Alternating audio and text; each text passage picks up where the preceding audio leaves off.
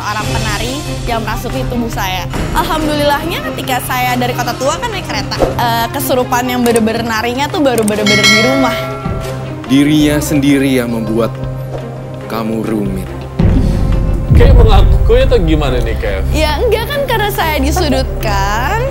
Lalu ya sudah, I'll take it as a compliment then. Saya tidak menganggap itu kutukan, saya menganggap itu berkat.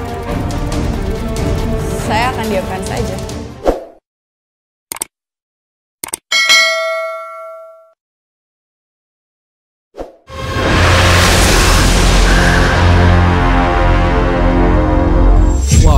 Lagi-lagi seorang wanita tetapi bukan gadis, tetapi bukan janda juga.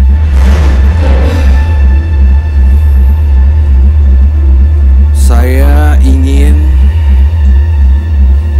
mencari tahu sosok perempuan ini juga diikuti oleh sosok makhluk gaib.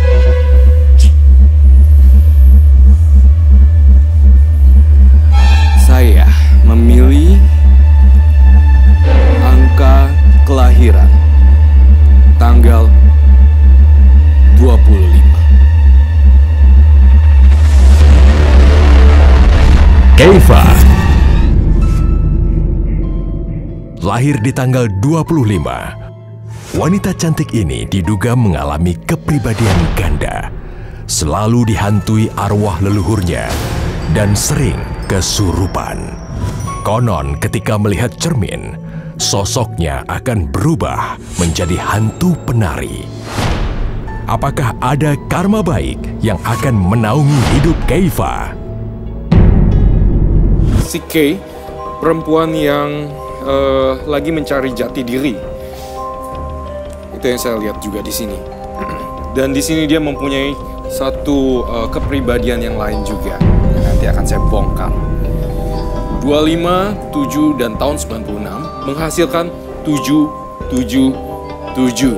Dan saya juga melihat beberapa cerita yang sangat rumit di dalam dirinya karena dirinya sendiri yang membuat kamu rumit. Itu yang saya lihat. Dan saya menggambarkan sebuah bilah cermin. Dan ini adalah dua sosok yang berhadapan dengan cermin. Silakan bercerita. Kalau misalnya ngomongin kaca, saya memang tidak bisa melihat kaca. Karena kalau melihat kaca, saya bisa melihat sisi lain dari diri saya. Itu benar, yang saya juga sebenarnya tidak tahu itu siapa.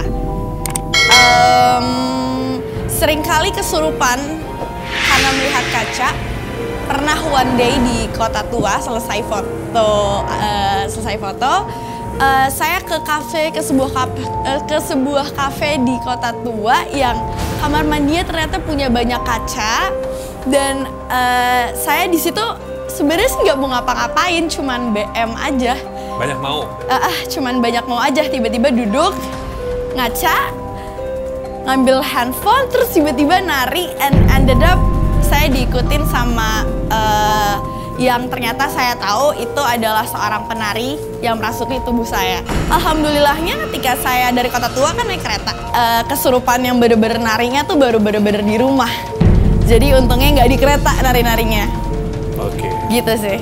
Kalau bisa ya kesurupan tapi bisa mengingat kejadian setiap detailnya ya? Diceritain sama orang tua. Diceritakan sama orang pada tua. Oleh orang tua. Iya. Saya tidak percaya dengan cerita kamu. I'm really sorry banget. Tapi emang berkesurupan. I mean like kayak aku bener-bener joget, aku menari. Dan kamu benar-benar kesurupan. Kau bilang tadi kamu benar-benar menari. Berarti aku benar-benar menari. Berarti kamu merasakan kesadaran itu. Orang kalau kesurupan gitu? gak bisa sadar ya? Gak bisa sadar. She's lying. She's lying. I'm really sorry. You're lying. Okay, so what do you read about me then? Wow. Roy ditantang loh. I'm not respond. Not comfortable with this thing. Oke. Tepat umur 17 tahun saat itu saya sedang ulang tahun dan kebetulan di bulan puasa. Saya memang sering kali menangis lalu tertawa ketika saya melihat kaca.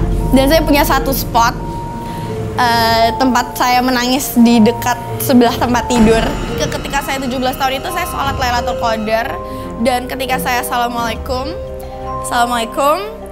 saya nengok kanan, ternyata di spot itu ada seorang perempuan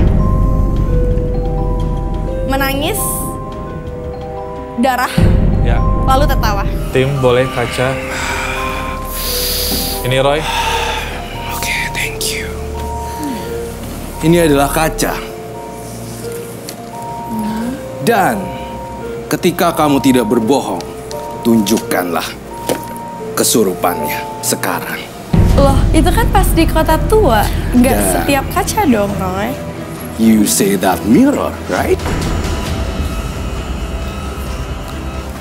Prove it. Just prove it. I live Well, it. I can't.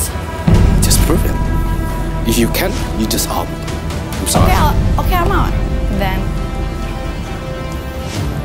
Kenapa? karena Roy, ketika sebentar. itu kejadiannya adalah sedang di kota tua. Ketika bisa kesurupan penari, Ya. saya sempat datang ke ibunya teman saya. Lalu. Dan saya memang nggak berani natap kaca saat itu. Karena saya merasa si tubuh penari itu masih ada dalam saya. Oke. Kev sendiri suka nonton film horor? No, jarang. Aku kasihan sama dia, Robi, sebenarnya. Loh, Aku kasihan banget. kenapa Mei? Dia itu kejebak dalam imajinasinya dia sendiri. Betul. You agree? Ya. Kamu cuma berimajinasi aja.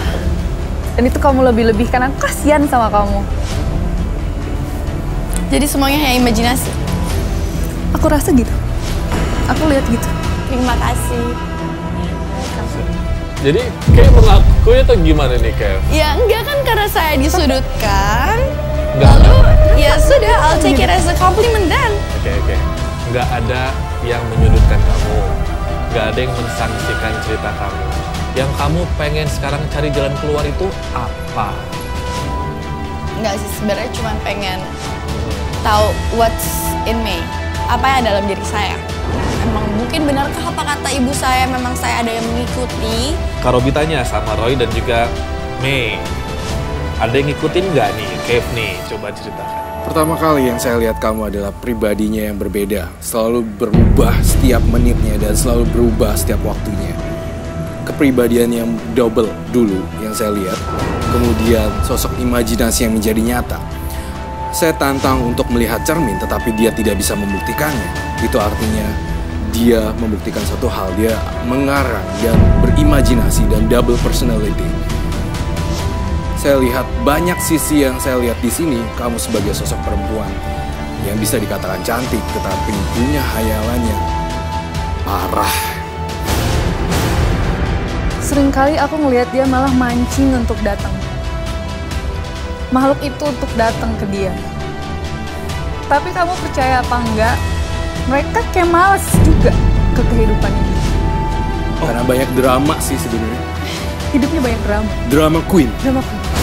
Kemarin ada kakak salah satu partisipan. Aku tahu dia belum cerita, tapi aku tahu tentang ceritanya. Terus aku bilang tidak, sebenarnya kasus kamu itu seperti ini. Dan tadi pagi dia datang ke saya dan bilang, iya benar, ternyata apa yang kamu bilang itu benar. Masih mengapakah saya bohong dan berimajinasi? Saya harus buat saya harus membuka tembok di sini, ya harus bikin kedamaian dulu di sini karena saya melihat ada 3 orang yang saya rasa sebagai kita orang awam kayaknya mereka punya kemampuan yang mirip-mirip ya. Gini aja, saya jadi penengah sekarang. Kev ke depannya pengen hal seperti ini dihilangkan atau tidak, sama seperti Mei. Saya tidak menganggap itu kutukan, saya menganggap itu berkat. Saya akan diamkan saja, karena di waktu-waktu tertentu itu akan menjadi penolong saya. Kayak saya tahu intentions orang terhadap saya apa. Tapi aku boleh kasih masukan ya buat kamu. Baby, harus lebih kontrol aja sih sama diri kamu sendiri. Iya sih. Betul. Kurangi berimajinasi. Kalau misalnya emang penting untuk kamu itu lanjutkan dan kontrol. Kalau enggak, lebih baik lupain aja.